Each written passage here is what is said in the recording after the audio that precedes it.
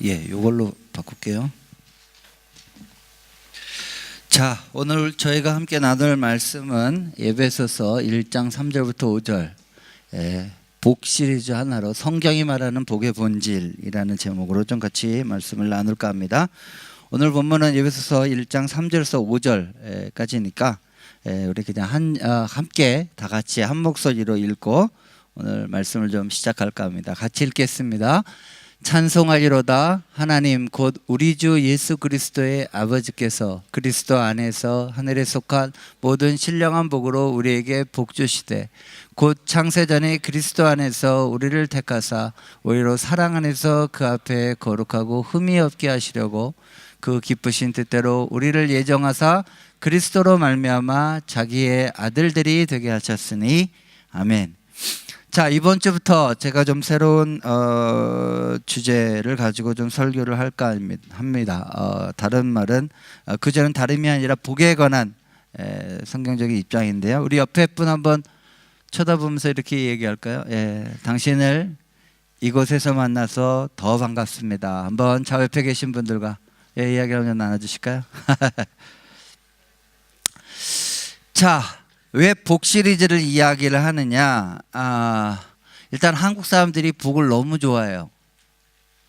여러분 심지어 스텐으로 된 수저에도 복 적혀 있죠. 그 다음에 오죽하면 새해 첫 인사가 뭐예요? 새해 복 많이 받으세요. 그렇죠? 거기에다가 무슨 입춘대기 이런 것에서 어느 집 앞에 가면 다 복자 붙어 있고요. 그렇죠? 오죽하면 부동산을 복덕방이라 그랬어요. 그렇죠? 그러니까 이게 한국 사람들에게는 복은 너무나 익숙하고 너무나 자연스럽고 또 너무나 갈망하는 가장 큰 주제 중에 하나입니다. 그런데 이 복을 왜 오늘 굳이 그러면 이야기를 하느냐? 저희 교회와 어울리기 때문에 그렇습니다. 저희 교회가 올해 창립을 하면서 R3라고 이름을 지고 캔버라 우리 교회라고 했어요. 근데 그 R3는 리본, 리바이벌, 리폼 해서 기독교의 본질을 교회 철학으로 내세우면서 창립이 되었습니다. 그러면서 올해 저희 교회는 무엇보다도 복음의 본질로 돌아가자. 리본, 리바이벌과 리폼이 필요하려면 먼저 리본이 있어야 된다. 복음을 알아야 된다. 기독교의 본질을 알아야 된다. 라고 하는 그래서 저희가 본질 시리즈를 참 많이 올해 제가 설교했던 것 같습니다. 대표적인 것이 바로 십계명인데, 왜냐하면 이 십계명이 소위 말해서 구약의 팔복과 같다라고 제가 이야기를 했습니다. 그리고 제가 작년에 아마 팔복에 관한 이야기를 할 때 팔복이야말로 기독교의 본질을 담고 있는 핵심이고 정수다라고 이야기를 했어요. 근데 거기도 예수님이 기독교의 본질을 설명할 때 복으로 설명해요. 그렇죠? 심령이 가난한 자는 복이 있나니 이렇게 시작하지만 원문에는 오 복된 자요. 얼마나 복된 자려나 이렇게 시작을 하죠. 그러니까 성경에서 기독교의 본질을 풀어내는데 복으로 설명을 하고 있다는 거예요. 그러니까 기독교는 철저하게 복을 받는 거에 대해서 나쁘게 생각하지 않아요. 오늘날 너무나 많은 기복주의 때문에 오늘날 우리가 기독교를 복과는 멀리 떨어져 있는 것으로 생각하지만 성경의 본질은 그렇지 않아요. 자, 그래서 예수님도 기독교의 본질을 하나님 나라를 복으로 설명하고 있는데 그것에 대한 구약 버전으로 저희가 십계명에 관한 이야기들을 이야기했어요. 또 제가 올해 보니까 시편 1편에 대해서 그렇죠. 복이 있는 사람은 악인의 죄인의 오만한 자리에 복에 관해서 성경에 수많은 이야기들을 이야기하고 있습니다. 자, 그런데 이렇게 성경에서 기독교의 본질을 복으로 설명하고 있는데 이렇게 중요한 단어일수록 그 단어에 대한 정의가 중요해요. 왜냐하면 오늘날 성경에서 이렇게 복을 기독교의 본질로 설명을 하고 있는데 이것을 우리가 잘못 단어를 데피니션을 하게 되면 성경에서 말하는 의미가 아니라 우리가 원하는 대로 갖고 싶은 대로의 복으로 잘못 해석하고 정의해서 오용하고 남용하는 것이 오늘날의 가장 큰 문제예요. 자, 이것이 그러면 그냥 단어를 하나 잘못 쓴 것이다라고 생각하면 좋지만 그렇게 되지 않는 것이, 마치 예를 들면 저희가 우리 교회에서 이미 하나님 나라에서 많이 이야기를 했지만, 하나님 나라, The Kingdom of God, 그 다음에 야훼 바실레이라는 가장 성경의 기본적인 본질이라는 단어를, 디피니션을 잘못 적어 놓으면 그냥 하나님 나라는 죽어서 가는 천국이라고 오해하므로 우리 신앙생활의 전체가 다 뒤틀리는 것처럼, 우리가 성경에서 말하는 복이라는 단어를 어떻게 성경적으로 잘 정의하느냐에 따라서 우리가 정말로 복을 받는 성도의 삶을 살 수 있느냐 없느냐가 달려 있다는 것이죠. 우리가 하나님 나라라는 단어 하나를 잘못함으로 우리의 신앙의 본질이 아주 크게 훼손된 것처럼, 오늘날 한국의 기독교도 이 복이라는 단어를 하나 잘못 정의하고 잘못 해석함으로 인해서 기독교가 정말로 하나님이 태초부터 복 받기를 원하는 종교고 모임인데 불구하고 진짜 하나님이 원하는 그 복은 받지 못한 채 다르게 그 복을 정의함으로 인해서 오늘날 우리 기독교 신앙 자체가 너무나 많이 뒤틀어졌다는 것에 목회자로서 대단히 안타까움을 얻습니다.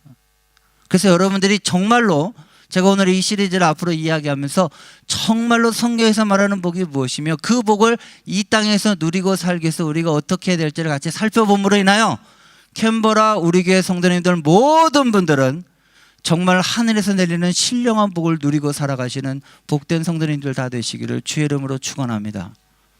우리 옆에 분 한번 쳐다보셔야죠. 예, 이렇게 쳐다보면서 뭐라고 얘기하셔야 되겠죠? 예, 이렇게 얘기하셔야 되겠죠? 예수 믿고 진짜 복을 많이 받으시기를 축원합니다. 예, 예수 믿고 진짜 복된 삶이 있어요. 성경은 약속하고 있어요.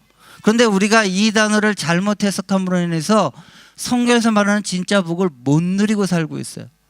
예. 오늘날은 양극단이에요. 그러니까 기복주의를 배격하는 나머지 기복적인 기독교를 폄훼하여, 아니에요. 성경은 철저하게 기복적이에요. 하늘로부터 복이 임해야 살 수 있어요. 성경 자체가 하늘로부터 복이 임한대요. 복 주시기로 작정하셨대요. 그러니까 기독교는 철저하게 기복적이에요. 그러나 그 복을 어떻게 정의하느냐에 따라서 우리는 정말 하늘에서 받아야 될 복을 못 받고 잘못된 기복주의적인 신앙에 매여서 살아가는 안타까운 한국 기독교를 보게 됩니다. 저는 다시 한번 이 성경의 원래의 말씀을 돌이켜서 여러분의 삶에, 여러분의 가정에, 여러분의 사업에, 여러분의 자녀에 하나님이 진정으로 주시고자 하는 그 복이 흘러넘치는 가정과 이 교회가 되기를 주의 이름으로 축원합니다. 자, 그러면 성경에서 말하는 진짜 복은 뭐냐? 오늘 제가 이것들을 좀, 오늘은 첫 시간, 시리즈 처음이니까 좀 개관으로 쭉 설명을 할 텐데요. 제가 오늘 세 가지를 얘기하고자 합니다. 첫 번째, 정말 성경은 복을 받기를 원하는 종교인가? 성경에서는 정말 복 주기를 원하고 정말 하나님이 우리에게 복을 주시겠다고 약속하는 그런 건가? 두 번째, 그러면 과연 이 복에 대한 오해는 어디서부터 출발을 했느냐? 그리고 세 번째, 정말 성경에서 말하는 진짜 복의 본질이 뭐냐? 오늘 이렇게 짧게 한 요 세 가지를 좀 같이 나눠보고 우리가 다음 주부터 시리즈로 복과 계명, 복과 언약, 때로는 복과 제사, 이런 구체적인 구약에 나와 있는 여러 가지 것들을 통해서 복이 어떻게 흘러가기를 원하는지를 우리가 좀 구체적으로 나눠보기를 원합니다. 자, 오늘 그럼 첫 번째로, 과연 성경은 이 신앙의 본질을 복으로 설명하고 있느냐? 정말로 다른 말로 얘기하면 하나님은 우리에게 복을 내려주시기를 정말로 원하시고 우리가 복 받기를 원하시느냐, 복 받기를 원하는가? 정말로 기독교는 복의 종교인가? 첫 장부터 그게 나와요. 한번 보겠습니다. 자, 창세기 1장 27절 28절 다 같이 읽겠습니다. 시작.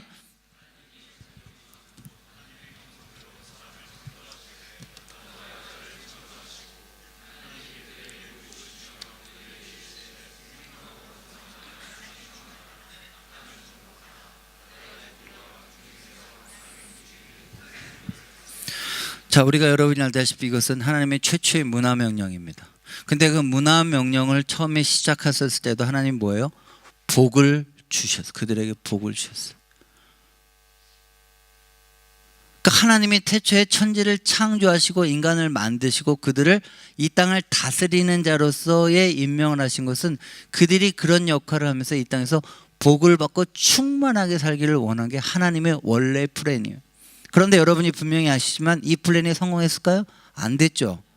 우리가 분명히 창세기 1장 넘어가면 3장에 타락에 관한 기사가 나오고 그 다음에 뒤에 나와 있는 것처럼 카인과 아벨의 살인사건, 그 다음에 노아의 홍수, 그 다음에 바벨탑 등등등으로 인해서 하나님이 인류 전체를 보편적으로 복을 주시고 생육하고 번성케 하려는 이 계획 플랜은 두 번째 B 플랜을 갖게 될 수밖에 없었어요. 그래서 여러분이 알다시피 창세기 12장에 아브라함이 등장합니다.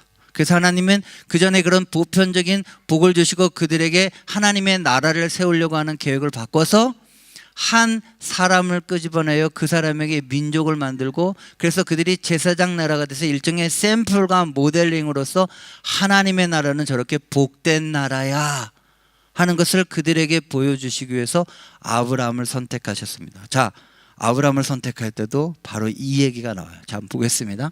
자, 창세기 12장 1절 3절 시작.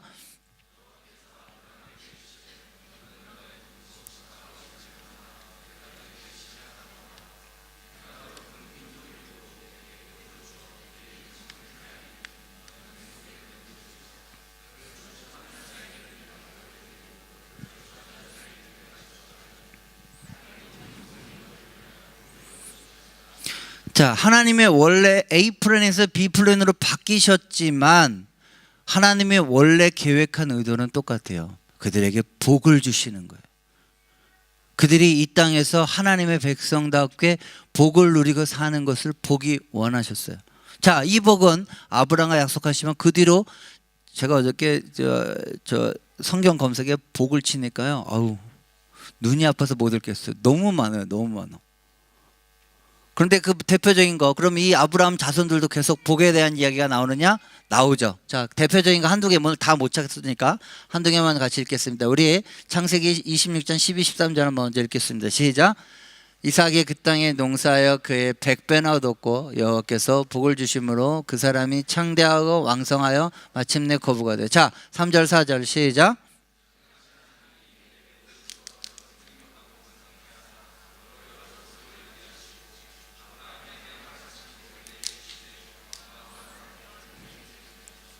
너와 하나님이 아브라함에게 주신 땅 곧 너희 우거하는 땅을 유업으로 받게 하시길 원하노라. 저기 위에 보면 농사에서 하나님의 복을 내리셔서 농사가 100배가 됐어요. 그때 흉년이었거든요. 이거 말도 안 되는 일이에요. 흉년 때 소출이 100배가 된다고요? 그건 하나님이 복을 주시기 전에 불가능한 일이에요.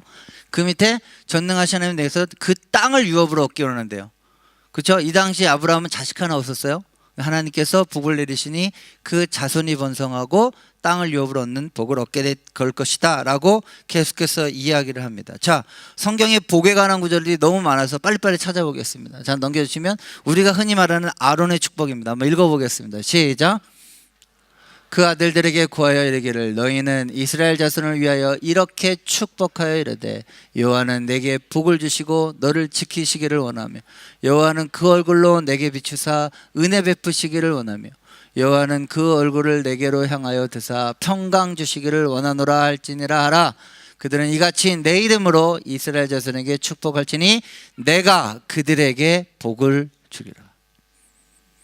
또 이번 주에 이 구절 하나만 어머 그러면서 캡처해서 집에다가 해놓고 하지 마시고, 이게 그 다음에 여러분이 알다시피 흔히 말하는 복에 관한 가장 확실한 구절, 신명기 28장에 나오는 구절이죠.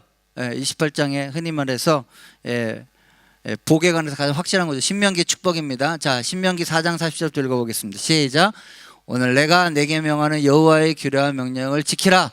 너와 내 후손이 복을 받아 내 하나님 여호와께서 내게 주신 땅에서 한없이 오래 살리라. 자, 신명기 28장 1절부터 6절, 여러분들이 흔히 말하는 떡반죽 그릇에도 복을 얻고 나가도 복을 얻고 이 구절이에요. 그렇죠? 한번 읽어보겠습니다. 시작. 내가 내 하나님 여호와의 말씀을 삼가 듣고 내가 오늘날 내게 명하는 그 모든 명을 지켜 행하면 내 하나님 여호와께서 너를 세계 모든 민족 위에 뛰어나게 하실 것이라. 내가 내 하나님 여호와의 말씀을 순종하며 이 모든 복이 내게 임하면 내게 미치리니 성읍에서도 복을 받고 들에서도 복을 받을 것이며 내 몸의 소생과 내 토지의 소산과 내 짐승의 새끼와 우양의 새끼가 복을 받을 것이며 내 광주리와 떡반죽 그릇이 복을 받을 것이며 내가 들어와도 복을 받고 나가도 복을 받을 것이다. 아마 여러분들이 제가 오늘 좋아하는 구절만 목사님이 아주 쏙쏙 뺐어요. 그러면서 나중에 요한이한테 저 PPT 달라고 그럴까 봐 걱정인데, 아무튼 이 우리 성경에 나오는 수많은 그 복타령, 이거 이제 흔히 말해서 신학에서 복타령 구절이라고 얘기하는데 이런 구절이 나와요. 또 여러분들이 좋아하는 야베스의 기도에 보면 여기 안 썼어요. 그냥 제가 읽어드릴게요. 역대상 10절에 보면 야베스가 이스라엘 하나님께 아뢰어 가로되 원컨대 주께서 내게 복의 복을 더하사 나의 지경을 넓히시고, 여기 지경을 넓히시고에 사업하시는 분들 밑줄 쫙 그시면서 주의 손으로 나를 도우사 나를 환난을 벗어나 근심이 없게 하옵소서 하였더니 하나님께서 그 구하는 것을 허락하셨더라. 뭐 이렇게 성경에 보면 너무나도 많이 있습니다. 아까 말한대로 그것을 신약으로 넘어가면 예수님이 복된 상태, 팔복으로 설명하셨죠. 하나님 나라의 본질을 팔복으로 설명을 하셨고요. 그 다음에 사도 바울도 오늘 본문에 보면 아까 에베소서에 보면 복되도다 라고 이야기를 하면서 신앙의 본질을 자꾸 복으로 언급을 하고 있어요. 자, 그럼 이런 면에서 볼 때 우리가 하나님을 믿고 기독교에서 하나님의 자녀가 된다, 또 하나님의 복을 얻는, 우리가 복을 구하는, 또 하나님께서 우리에게 마땅히 복을 주시기를 원하는 것은 맞아요. 여러분들이 일단 오늘부터 가셔서 하나님 제가 복받기 원합니다, 많이 기도하세요. 정말이에요. 복받기 기도합니다, 많이 기도하세요. 혹시 그 영향 때문에 이 기도 못하셨다, 그럼 오늘부터 가셔서 하나님 제게 복을 주옵소서. 하나님 제가 당신에게 복을 구하지 않고 살 수가 없습니다, 복을 내게 내려주옵소서. 많이 기도하시는 저와 여러분 되기를 주의 이름으로 축원합니다. 자, 두 번째로, 그러면 이 복이 과연 어디서부터 뒤틀렸냐는 거예요. 자, 그런데 여러분들이 벌써 힌트를 얻으셨을 거예요. 제가 앞에서 언급했던 수많은 복에 관한 구절들이 구약에 대부분 많이 있어요. 그렇죠? 그리고 실제로 복에 관한 구절을 검색을 해도 구약이 압도적으로 많습니다. 근데 왜 이런 차이가 나느냐?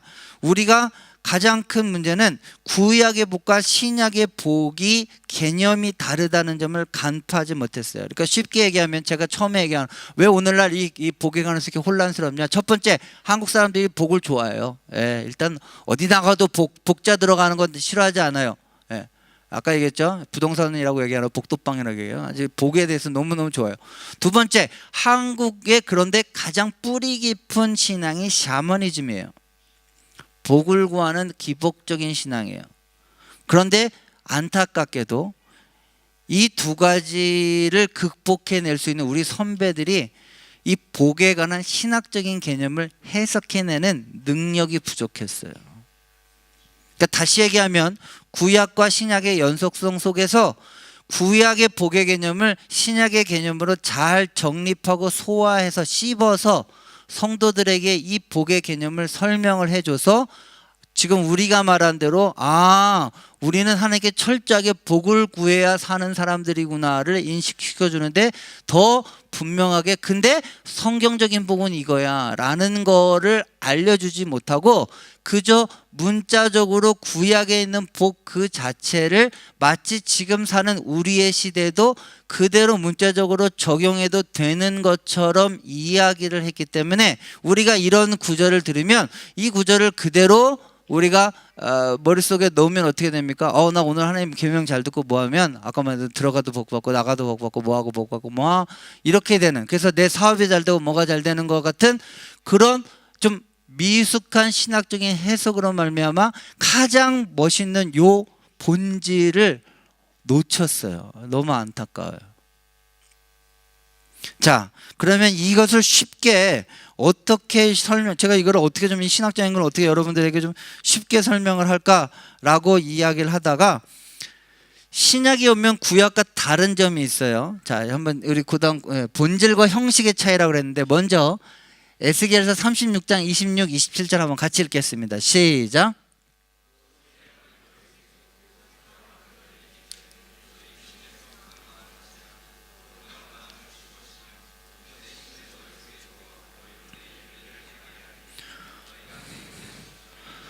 자, 밑에 게 더 확실해요. 자, 요거는 이따가 설명해 드리고요. 밑에 히브리서 9장 9절부터 10절입니다. 시작.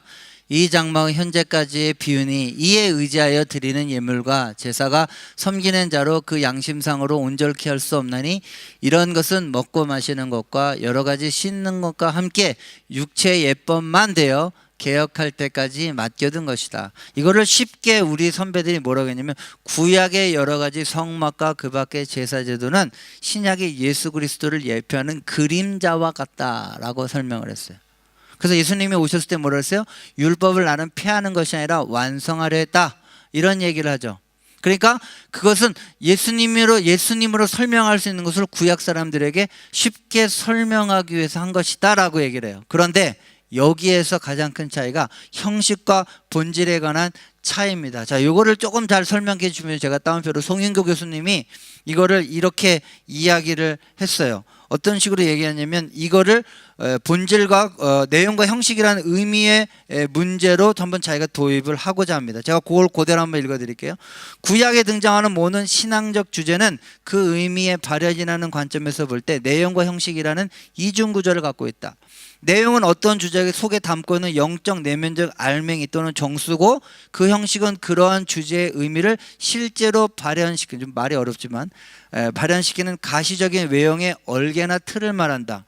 그래서 구약에서는 내용과 형식이라는 두 요소가 본질적으로 붙어 있고, 또 내용은 반드시 그 형식을 통해서 그 의미가 살아나도록 만들어진 게 구약인 거예요. 자, 이것을 복으로 그대로 구약적인 의미를 적용시키면 다음과 같다. 구약 시대는 하나님의 복, 하나님을 만나는 복을 그것이 내용이라면, 복이라는 게 내용이라면 그것을 물질적인 축복이라는 형식으로 같이 붙어서 만들어 놨다는 거예요. 그래서 반드시 어떤 사람이 하나님께 복을 받았다 라고 하는 그 내면이 실현되기 위해서는 그 겉을 싸고 있는 형식인 그 사람의 아까 말한 대로 자손이 잘 된다든지 뭐 복이 온다든지 아니면 사업이 잘 된다든지 아까 말한 대로 100배 소출이 얻는다든지 땅을 얻는다는 그런 가시적이고 현실적인 것들로 드러나도록 구약은 붙여놨다는 거예요. 자, 예수 그리스도, 그럼 아까 말한 대로 제사, 아까 여기 말한 대로 이 장막은 성막과 그 밖에 성전에 있는 제사장이 제사의 모든 예법도 실제로 예수 그리스도께서 오셔서 6월절이 어린 양이 되셔서 속량하셔서 우리가 죄사함 속죄함을 받는 것들을 그 당시에 구약의 그 피 흘리고 하는 여러 가지의 형식을 통해서 그 안에 정신을 구현하려고 했다는 것이죠. 자, 그래서 그런 물질적인 현실적인 은택은 그가 하나님의 복 안에 있다고, 복을 누리고 있다는 표시로 하는 것이 구약의 표현이에요. 자, 그러면 이거를 쉽게 얘기를 할게요. 자, 그림으로 이렇게 얘기하면 여러분 못 알아듣니까 자 이렇게 됩니다. 자, 구약의 십계명을 들으면 정신이 있어요. 하나님 나라의 백성다운 사람인데 그것을 형식이라는 율법으로 했어요. 십계명이라는 것을. 그러나 신약 시대에 오면은 밖에 율법은 없어요. 형식은 없어요. 그러나 정신이 구현되어져 있죠. 그렇죠? 그렇게 해서 만들어진 것이 신약과 구약의 차이예요. 다시 얘기하면 신약으로 오면서 하나님의 그 본질적인 내용은 밖에 형식과의 이러한 딱 붙어 있는 것, 눈에 보이는 어떤 것으로 그것을 종지부를 찍어요. 오히려 신약 시대에는 하나님의 본질만 극명하게 드러나고 그 밖에 형식이라고 하는 물질적인 은택은 별로 중요한 역할을 하지 못하게 됩니다. 왜냐? 아까 말한 대로 신약은 기본적으로 그 내면의 영적인 것을 온전하게 드러내는 시기입니다. 형식은 하나로 고정되지 않고 내용을 표현해주는 그 표현으로서도 나타나지 않는다는 것입니다. 자, 그것을 나타내는 게 아까 다시 뒤로 하나만 넘어가 주시면, 위에 보면 이렇게 나와 있죠. 또 내가 새 영을 주리니. 자, 그래서 그전에는 사람들이 하나님이 외적으로 율법을 지키는 것을 통해서 하나님 나라의 백성으로서의 것들을 했는데 이스라엘 백성이 지킬 수가 없어요. 그러니까 하나님 어떻게 돼요? 새로운 신약 시대에는 주의 성령이 우리 가운데 임하셔서 우리의 마음을 바꿔서 우리가 새 마음이 돼서 우리가 자발적으로 하나님 마음에 순종할 수 있는 새로운 시스템으로 바꾼다는 거예요. 이해하시겠습니까? 저만 혼자 이해하고 있는 것 같아서 조금 걱정이 되는 자, 이거 대표적인 예를 한번 들어보겠습니다. 자, 본질만 있는 경우. 자, 본질만 있는 경우 한번 읽어볼게요. 마가복음 5장 10절부터 12절 시작.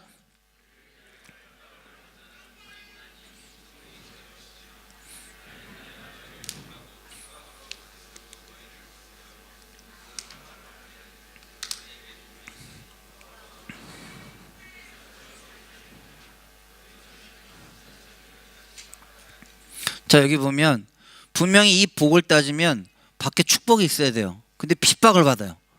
근데 복이 있대요. 안 맞죠? 구약이랑 전혀 맞지가 않아요. 구약은 분명히 아까 말한 하나님의 복이 임하면 외형적으로 물질적으로 뭐가 보여야 되는 거예요. 그것이 구약 시대예요. 그런데 신약에서는 내용만 있어요. 오히려 본질적인 밖의 외형이 파괴돼서 오히려 외형은 밖으로 탄압을 받고 핍박을 받는 것이 되는데 복이 있대요. 또 반대로 껍질만 남아있는데 그게 복이 아닐 수도 있어요. 저 반대로 한번 보겠습니다. 형식만 있고 본질 없는 경우 한번 읽어보겠습니다. 시작. 자기를 위해 재물을 많이 쌓아두고 하나님께 대하여 부여하지 못한 자가 이와 같으니라. 자, 밑에 거 시작. 너희가 땅에서 사치하고 연락하여 도살의 날에 너희의 마음을 살찌게 했도다. 자, 마지막으로 계시록 3장 17절 시작. 내가 말하기를 나는 부자라 하나 내 곤고한 것과 가련한 것과 가난한 것과 눈먼 것과 벌거벗은 것. 이건 구약으로 따지면 절대 일어날 수 없는 일이에요. 하나님의 복이 임하면 부자가 되고 아까 말한 다 돼야 되는데 이게 안 돼요. 신약은 이렇게 되는 거예요. 그러면 여기서 여러분들이 마지막 질문에 도달합니다. 그러면 본질이 뭐냐? 우리가 자꾸 형식적, 외형적인 거, 아까 말한 부자가 잘 되고 병이 낫고 이런 것만 따지는 게, 그거는 만약에 구약으로 따지면 복의 껍데기에 해당하는 거라고 했는데, 신약 시대에 살고 있는 우리는 그것과 이것이 일치하지 않는다면 이제 본질을 따져봐야 돼요. 뭐가 본질이냐는 거예요. 그러면 여러분이 생각한 대로 사업이 잘 되고 자녀가 잘 되고 뭐가 잘 되고 뭐가 잘 되고 뭐가 잘 돼도 그것을 하나님의 복으로 해석을 하면 안 되신다는 거죠. 오늘날 시대는. 그렇죠? 복일 수도 있어요. 복일 수도 있습니다. 아까 말한 대로 구약과 똑같이 외형과 내형이 같이 갈 수도 있어요. 그러나 오늘날은 그것이 일치하지 않는 시대이기 때문에 함부로 해석하면 안 돼요. 저 집 대학 서울대 가고 뭐가고 하나님 얼마. 아니에요. 지독하게 과외시켜서 갈 수도 있고요. 예, 그 다음에 저 사람 사업을 집사님 너무 사업이다. 아니에요. 대단히 세금 떼먹고 편법을 써서 될 수도 있어요. 그것이 꼭 그렇게 해석돼서는 안 된다는 거예요. 아시겠죠? 자, 그러면 이제 형식만 보고서 복을 판단하는 시대가 아니라 본질이 뭐냐는 거예요. 자, 그럼 본질로 다시 한번 돌아가 봅시다. 자, 여러분이 생각하는 이 본질은 제가 수없이 많이 얘기해서 이미 다 아실 겁니다. 자, 그럼 이 본질을 한마디로 결론으로 딱 얘기해 주는 데가 있어요. 성경 맨 뒤에 계시록을 보면 알 수 있습니다. 자, 요한계시록 한번 다 같이 읽겠습니다. 시작.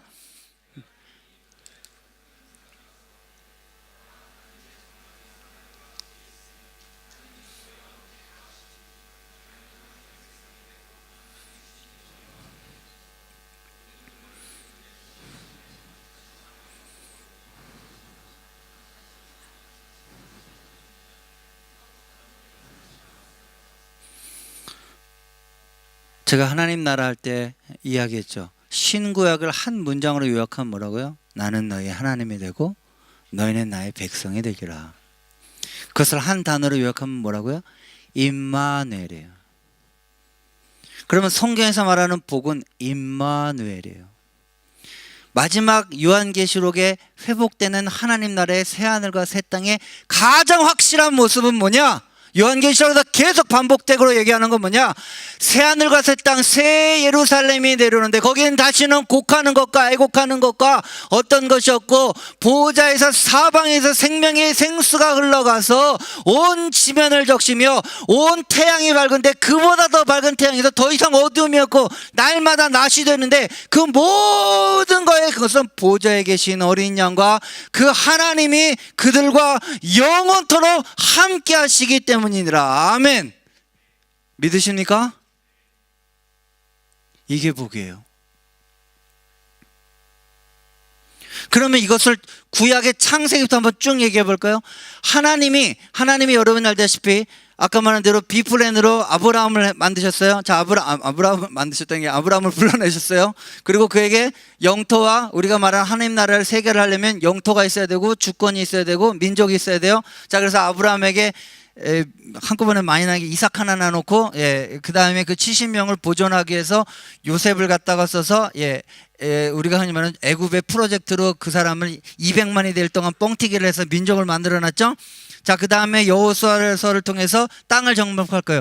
그 사이에 여러분이 그 유명한, 제가 여러 번 강조해서 우리 교회에서는 웬만하면 알고는 출애굽기 19장 4절 6절에 보면 드디어 하나님이 하나님과 민족대, 그전까 족장으로 계약한 게 아니라 드디어 나라를 형성하기 위해서 내가 그날의 왕으로 취임하는 민족과 계약을 맺어요. 그게 출애굽기 19장 4절 6절에 보면 제가 여러 번 얘기했지만, 너희가 나를 갖다 내가 애굽에서 넣으면 너희는 제사장 나라가 되고 너희는 나의 스페셜 트레저, 특별한 보물이 될 것이다 라고 이야기하면서 드디어 하는데, 자, 거기 보세요. 그 사인 실제로 어떻게 일어났나요? 여러분이 알다시피 하나님이 호렙산에서 구름과 기둥으로 막 천둥번개가 부앙부앙부앙 이렇게 터지고 막, 그쵸, 막 검은 연기가 막 올라오고 막 산에서 막 불덩어리가 일어나니까 이스라엘 백성이 완전 쫄았어요. 너무 무서웠어요. 그래서 어떻게 돼요?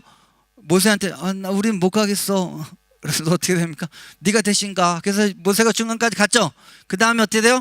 유일하게 내가 성 안 낼게. 그래서 하나님이 잘 꼬셔서 그 70인 장로들과 드디어 호렙산 중턱에서 먹고 마시고, 그래서 하나님을 청옥을 편듯하고 하나님의 것을 보게 되면 하나님의 임재를 그들이 봐도 죽지 않은 단계가 되죠. 그렇죠? 자, 그래서 하나님과 관계를 맺어서 드디어 사인을 했어요. 자, 사인을 한 다음에 하나님이 제일 먼저 한 게 뭐예요? 제가 늘 강조하지만 십계명을 주고 그 다음에 어떻게 돼요? 성막을 차려요. 왜 그래요? 하나님의 갈망은 뭐냐? 나는 내 백성과 함께 있어요. 그런데 인간은 죄된 인간이라 도저히 하나님과 같이 있을 수가 없어요. 그런데 하나님께서는 너무나 우리와 같이 있고 싶으셔서 우리와 같이 있는 방법을 만드신 것이 성막이에요. 그래서 거기에 수많은 제사의 절차를 통해서 어떻게 하든지 죄된 인간과 거룩하신 하나님이 같이 신혼방을 만들기로 원하는 게 성막이에요. 제가 이거 여러분들에게 이렇게 쉽게 얘기했죠. 우리 청년들, 설현이야, 설현. 수지라고 얘기할까? 텔레비에서만 봤어. 근데 그 여자가 나랑 결혼해서 우리 집에서 같이 살아. 아침에 눈 뜨니까 어머, 별로 감흥이 없네. 그건 우리 여성분들을 바꿀게요. 원빈이야. 난 요즘은 뭐 박보검이 해야 되냐? 하여튼 그래서 보검이야, 보검이. 솔비야, 보검이야. 보검이 오빠야. 그치? 너 얼굴 이렇게 밝은 적 처음이야. 내 몇 시간에 네 얼굴 이렇게 밝은 적 처음이야. 그쵸? 보검이 오빠인데 그 오빠가 텔레비에서 구름이에서만 정임이 결혼 애들만 이렇게 있다가 내 집에 같이 왔어. 방을 같이 써. 아침에 눈 뜨니까 옆에 같이 자고 있어. 와우. 상상이 돼요? 옆에 있는 영재는 계속해서 설현으로 바꿔달라고 지금 눈짓을 보내고 있어요. 그렇지? 같이 살고 있어요. 이게 그러면 여러분, 내 남편이 만약 이 세상에서 최고야, 창조주예요, 모든 걸 갖고 있어요. 근데 그분이 내 남편이고 내 아내고 내 아빠예요. 뭐가 두려워요? 뭐가 두렵냐고요? 근데 하나님이 그거를 하나님 쪽에서 하시겠대요. 나는 너의 하나님이 되고 너희는 나의 백성이 될 것이고 나는 너의 아버지가 되고 너희는 나의 자녀가 될 것이에요. 그게 하나님의 원래 복의 가장 근원인 플랜이었어요. 근데 그 플랜을 하나님이 실현하기 위해서 구약에서부터 계약을 맺자마자 성막을 지어서 신혼방을 만들려고 난리를 친 거예요. 그런데 여러분이 아시다시피 신혼방 만들자마자 그 사람들이 금송아지 만들었죠. 하나님 대놀랐어요. 하나님이 모세가 뭐라 했어요? 3번이나 중보기도 했지만 모세의 중보기도의 가장 핵심이 뭐예요? 하나님, 우리와 함께 가시옵소서. 임마누엘이 복이라는 걸 알았어요. 오죽하면 모세가 뭐라 했어요? 그래, 내가 너희랑 약속은 지켜서 내가 천사를 보내서 너희랑 같이 그 내가 약속한 땅에 들여보내주게. 나는 너랑 절대 안 간다. 이거예요. 설현이 삐졌어. 영재가 다른 여자한테 눈 중에서 내가 거기 아파트는 내가 주는데 난 거기서 안 살아. 이렇게 얘기한 건 똑같아요. 모세가 복의 핵심이 뭔지를 명확하게 알았어요. 세 번이나 저 출애굽기 33장에 하나님 바짓가랑이를 붙잡고 주님 제발 가시옵소서, 나를 생명책에서 지우더라도, 그래서 거기 보면 분명히 워드플레이가 나오죠. 네 백성, 이 백성을 데리고 가라. 아닙니다. 당신의 백성 아닙니까? 당신의 백성 아닙니까? 당신의 이름이 땅에 떨어지지 않습니까? 하나님 제발 좀 같이 가십시오. 구약에서 말하는 모든 것, 자, 아까 말한 제사제도, 제사의 가장 기본이 뭐예요? 죄된 인간이 하나님의 복을 받기 위해서 하나님께 나아가려면 죄 문제를 처리해야 되니까, 그 맨날 여러분이 알다시피 무슨 푸죽한 정육점도 아니고 이것도 뭐하고 뭐 양을 몇 마리 잡고 뭐하고 피를 흘리고, 왜 그래요? 하나님이 함께하는 것 자체가 복이기 때문에 하나님과 함께하는 걸 막는 것을 없애기 위해서 제사제도를 하는 거예요. 왜 율법 십계명이 필요해요? 하나님의 백성다운 삶을 살아야 하나님께 복을 받기 때문에 적어도 이것만큼은 지켜라. 그래서 제가 십계명이 되게 소극적인 거랬죠. 나 외에 다른 신을 두지 말라. 긍정적인 말로 바꿔보라고, 너와 나 사이에 아무것도 끼게 하지 마라. 왜 끼게 하지 말라는 거예요? 너와 나 사이에 끼게 되면 그것 때문에 내게 복이 흘러갈 수가 없어요. 부부관계에 부모가 끼면 고부 갈등이에요. 부부관계에 자식이 끼면 애착이에요. 부부관계에 남이 끼면 불륜이에요. 부부관계가 그냥 두 사람 사이에 아무것도 없어야 가장 행복한 것처럼, 하나님이 제1계명이 나 외에 다른 신을 두지 말라. 너와 나 사이에 제발 다른 걸 끼게 하지 마. 내가 너와 함께 있어야 복이니까. 십계명도 그래요. 제사제도도 그래요. 언약도 그래요. 모든 것들이 구약에서 하나님이 말하는 복은 하나님의 임재예요. 제가 여기서 더 이상 찾지 않겠습니다. 여러분에서 알지만, 여러분이 창세기에 나와 있는 30장의 요셉을 보면 나와 있지만, 요셉을 뭐라고 얘기했어요? 그가 노예 신분이 됐는데 창세기 39장에 뭐라고 써있냐면, 하나님이 그와 함께 하심으로 그가 범사에 형통하였더라. 제가 그거 원인 구절로 설명했죠. 히브리 원문에 보면 그냥 간단해요. 하나님이 그와 함께 하셨다. because, 그 때문에, 아니면 그 결과로 요셉은 범사에 형통하였다. 뭐가 형통해요? 제가 말했죠. 노예 신분으로 왔는데 뭐가 형통해요? 그 다음에 그 30장 뒤에 보면은 보디발의 아내한테 꿰물어서 감옥에 빠져요. 그런데도 하나님이 뭐래요? 그 감옥에서도 그와 함께 하심에 요셉이 범사에 형통하였더라. 뭐가 형통이냐고요? 감옥에 갔는데. 근데 성경은 관점이 다른 거예요. 그가 감옥에 있을지라도, 그가 지금 사업이 망했을지라도, 그가 남자친구랑 여자친구랑 헤어졌을지라도, F를 맞았을지라도, 그래도 여러분의 삶에 하나님과의 관계 사이에 아무것도 껴있지 않고 하나님을 내 삶으로 모실 수 있고 그분과 관계가 틀어지지 않으면, 그것이 성경에 말하는 진정한 복이심을 기억하시기를 주의 이름으로 축원합니다. 성경이 말하는 복의 핵심이에요. 자, 그런데 이 성경이 말하는 복의 핵심을 두 번째로 뭐로 강조하느냐? 다 예수 그리스도로 강조해요. 오늘 본문 보세요. 자, 이제 오늘 본문 보겠습니다. 자, 이거 그냥 넘어갈게요. 하나 더 주세요. 한번 보세요. 성경에서 복의 본질 한번 읽어보겠습니다. 시작.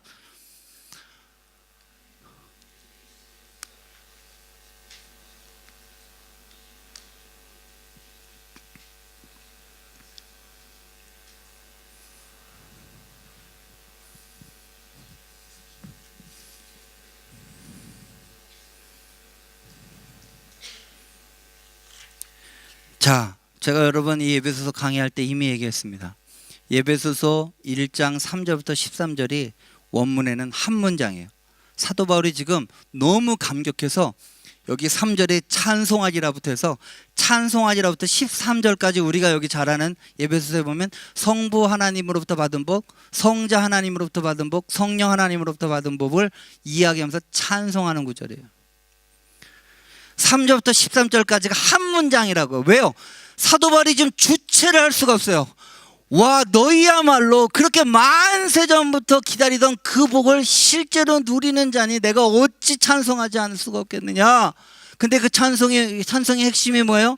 하나님이 창세전부터 너에게 복을 주시려고 계획을 하셨는데 너희가 죄 때문에 그 복을 누리지 못하고 하나님과 통로가 막혀 있었더니 하나님께서 이제 때가 되면 예수 그리스도라는 분을 너희에게 보내셔서 그가 너희 대신하여 십자가에 못 박혀 죽으심으로 너희 모든 죄가 사여지고 단번에 영원히 사여져서 너는 오늘도 지금도 당당히 하나님 앞에 아무 때나 꺼리낌 없이, 그리고 너희 안에 아예 성령이 들어오셔서 너희 안에 하나님이 너희와 함께 하시는 이 복을 너희가 누리고 있으니 내가 어찌 찬송하지 않겠냐.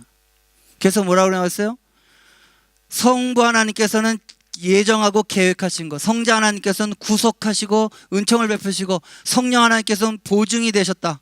예, 이것에서 확신하셨다. 이 삼위일체 되신 하나님의 복, 한꺼번에 얘기하면 뭐예요? 예수 그리스도의 십자가로 말미암아 너희가 이제는 아무 때든지 하나님을 만날 수 있으니.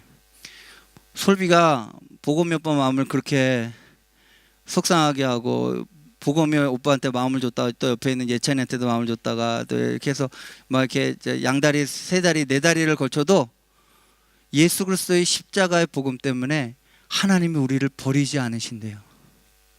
우리를 떠나지 않으신대요. 영원토록 우리와 함께 거하신대요. 할렐루야. 아멘이십니까? 막혔던 관계가 예수님으로부터 말미암아 회복이 됐어요.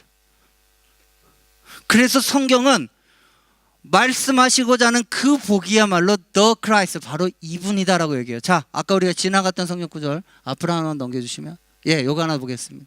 자, 갈라디아서 3장 8절 9절에 보면 사도 바울이 복을 예수님에게 맞춰서 이렇게 설명합니다. 다 같이 크게 읽어보겠습니다. 시작. 또 하나님이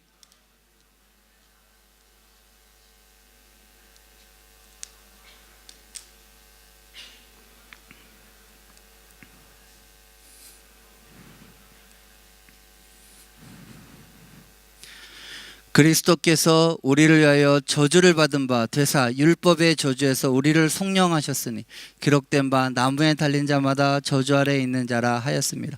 이는 그리스도 예수 안에서 아브라함의 복이 이방인에게 미치게 하고 또 우리로 하여금 믿음으로 말미암아 성령의 약속을 받게 하려 함이라. 그러면 아브라함에게 주신 복이 뭐예요?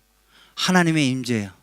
하나님이 영원토록 너희와 함께 하겠다는, 너희의 왕이 되어주겠다는 거예요. 너희의 아버지가 되어주겠다는 거예요.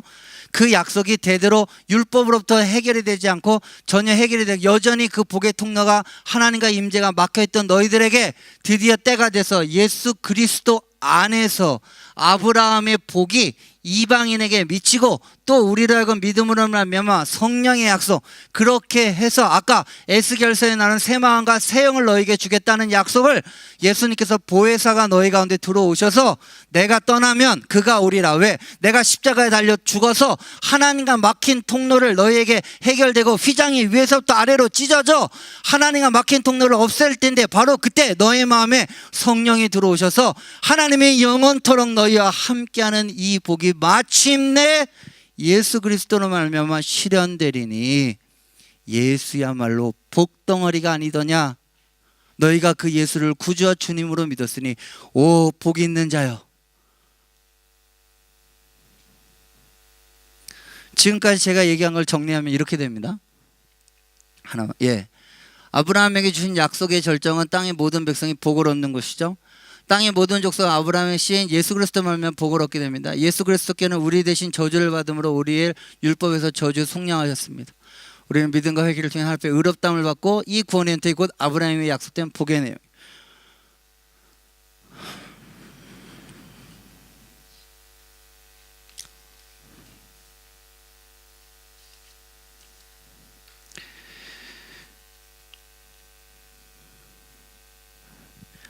제가 오늘 말씀을 외치겠습니다. 옆에 분 한번 쳐다보세요.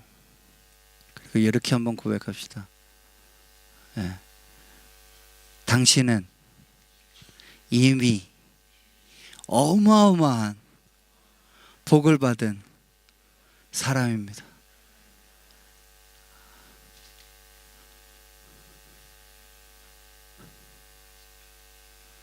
이거 아무나 못 받아요.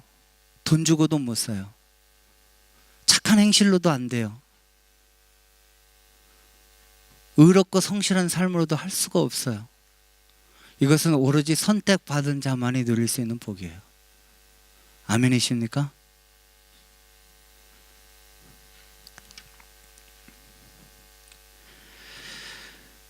자, 그렇다면 오늘 제가 한 말씀을 결론을 내린다면, 지금 이 자리에 앉아 있는 우리 모두가, 여러분이 정말 예수 그리스도를 자신의 구주와 주님으로 고백한다면 모든 인류가 그렇게 바라던 복을 얻은 사람이라는 말입니다. 하나님은 태초부터 우리와 함께 하심으로 우리에게 복을 주시기 원하셨어요.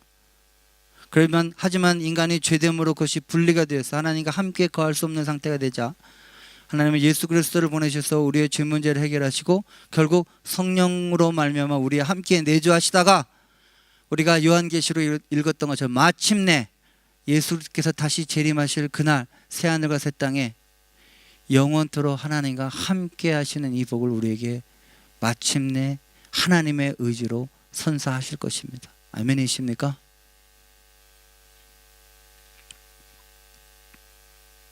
그럼 제가 여러분에게 질문 하나 하고 마치겠습니다. 옆에 분 한번 쳐다보세요.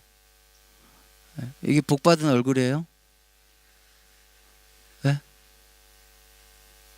이게 복받은 얼굴이에요?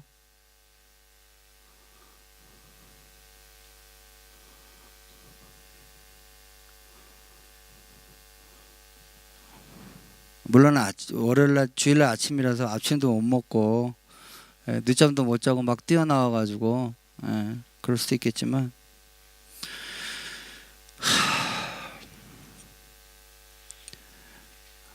제가 여러분들에게 질문하면 얼마나 행복하세요? 얼마나? 행복을 이미 다 갖고 있는 사람이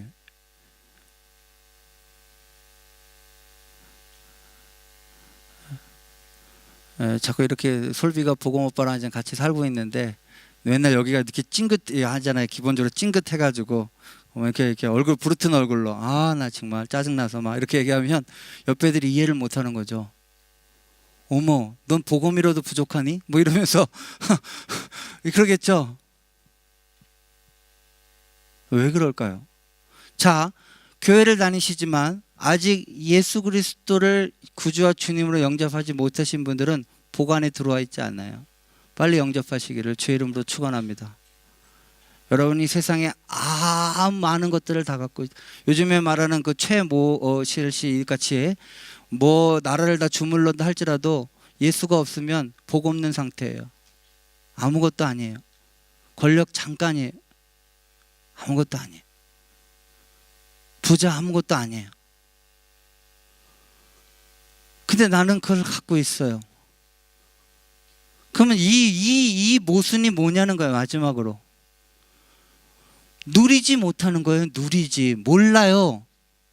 마치 어떻게 되느냐, 물론 성경은 그래서 너희가 계속해서 그 구약에 썩어진 구습, 옛날에 그 구습에 그 죄악된 것을 구습을 썩어진 유혹을 벗어버리고 새 옷을 입고 새 사람을 입어서 내가 지금 얼마나 복이 있는 상태인지를 깨닫고 그 복을 누리라고 성경은 이야기합니다.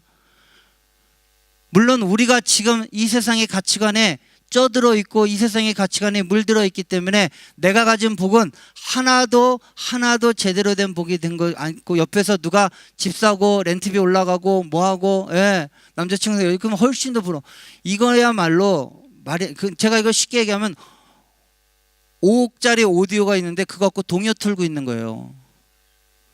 스포츠카 부가티 이런 거 끌고 다니는데 그거 갖고 동네 마트 다니고 있는 거예요.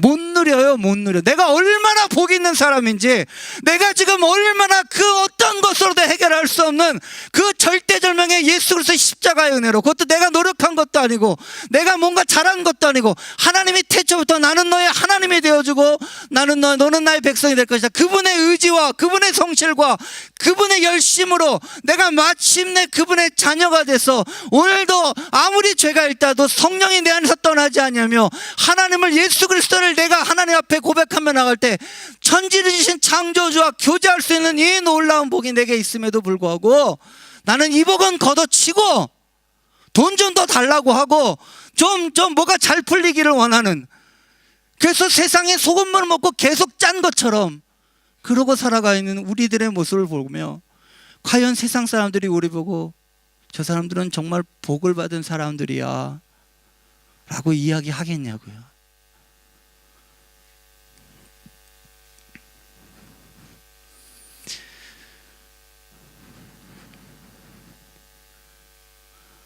사랑하시는 캔버라 우리 교회 성도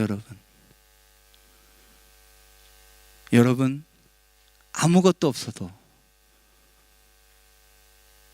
내가 예수 그리스도를 소유하고 있다는 거 하나로 여러분은 이 세상에서 어떤 사람도 건드릴 수 없는 진정한 복 있는 사람이라는 사실을 기억하시기를 주의 이름으로 축원합니다. 그 복을 좀 누리세요. 이제 사용하세요. 사용하기 위해서 경건의 훈련이 필요해요. 그래서 말씀 보고 기도하라는 걸 하라는 것이지, 여러분이 그걸 열심히 하면 복을 준다는 말이 아니에요. 여러분이 이미 복 안에 굴러 들어와 있어요. 그 복을 사용하고 누려야 이 세상에서 별거 아닌 가짜 같은 복을 가지고 계속 소금을 가지고 권력에 취해서 돈에 취해서 쾌락에 취해서 사는 사람들에게 저렇게 안 살아도 되는데 라고 아무것도 없어도 당당할 수 있는 이 복을 소개할 수가 있어요.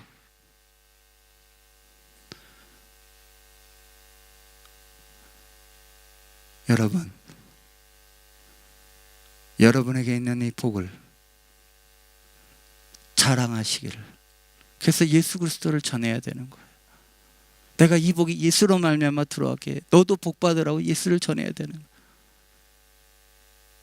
그리고 우리가 이미 예수를 믿은 자들이라면 성령 안에서 훈련하고 경건의 연습을 통해서 정말 여러분들이 이 세상에 어떤 사람도 흉내낼 수 없는 복을 가진 존재라는 것을 여러분의 삶을 통해서 나타내시기를 주의 이름으로 축원합니다. 돈 없어도 괜찮아요. 잘생기고 못생기고 관계없어요. 공부 못해도 괜찮아요. 여러분은 이미 복 안에 들어온 사람이에요. 꼭 기억하시고 이번 한 주간 복 있는 자답게 복 나누시면서 복 누리면서 복에 취해 사시면서 여러분의 얼굴로 그 복을 증명해 가시면서 이 캔버라 땅에서 아무것도 없어도 돈이 없고 뭐가 없고 차가 없고 뭐가 없어도 그런 거에 주눅들지 마시고 나 복이 있는 사람이야. 나 성경에서 말하는 복이 있는 사람이야 라고 당당히 이야기하고 살아가시는 저와 여러분이 되시기를 주의 이름으로 축원합니다. 제가 오늘 이야기들을 결론으로 좀 이야기하고 함께 읽고 마치겠습니다. 한번 같이 읽겠습니다. 시작. 성경은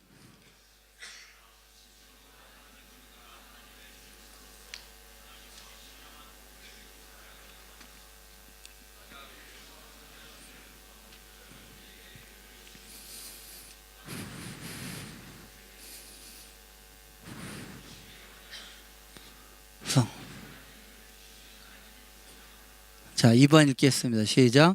성경에서 말하는 진정한 복은 바로 그것은 구약의 성막의 제사제도의 십계명에 다 들어요. 하나님은 심지어 이것을 이루고자 죄 없는 하나님의 아들 예수 그리스도를 십자가에 죽이시는 방법까지 동원하셔서 결국 우리의 죄를 사하시고 우리와 성령으로 함께 거하시는 방법을 택하셨습니다. 그리고 마침내 주님이 재림하시면 영원토록 우리와 함께 거해요.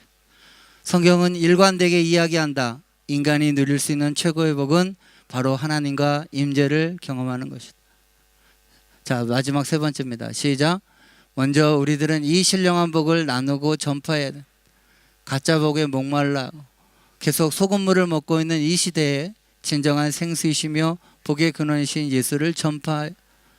또한 먼저 예수를 믿고 지금 이 복을 누리고 있는 우리들부터 바른 신앙 훈련을 통해서 진정으로 이 복을 누리는 삶의 모습을 보여줘.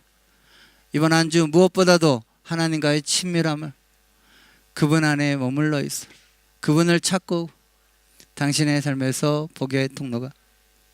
아멘이십니까? 우리 이따가 찬양하고 딱 기도할 텐데 오늘은 한 가지만 기도할게요. 맨날 한 가지하고 몇 가지 해서 네. 여러분이 오늘 이 시간에 기도하면 대부분 하나님 이번 주 시험 잘 보게 해주세요 뭐 이렇게 기도하는데 이따 기도할 때는 뭐냐, 하나님과의 관계성만 기도해보세요. 하나님, 나 당신과 관계를 회복하고 싶어요. 나에게 하나님의 이 복이 저절로, 제가 얘기하죠. 수압이 저 같은 상해에서 사는 사람들 수압 때문에 늘 스트레스 받았어요. 근데 여기 호주는 물 트면 물이 콸콸 나와요. 왜요? 그건 저쪽에서 의지가 있어요. 수도국에서 센 수압으로 내주기 때문에 수도꼭지만 틀면 물이 확 나와요. 그쪽에서 그렇게 복을 주기를 원하고 있는 거예요. 근데 내가 수도꼭지를 잠그고 있어요. 내 쪽에서 문제예요. 이게 뭔지를 찾으셔야 돼요. 그리고 이번 한 주간 여러분의 은혜의 수도꼭지를 마음껏 틀어서 하나님으로부터 복이 흘러넘치는 놀라운 역사가 일어나시기를 주의 이름으로 축원합니다. 아멘이십니까? 자, 우리 다 같이 일어나셔서 우리 아까 찬양했던 것 주 음성 그 다음에 이거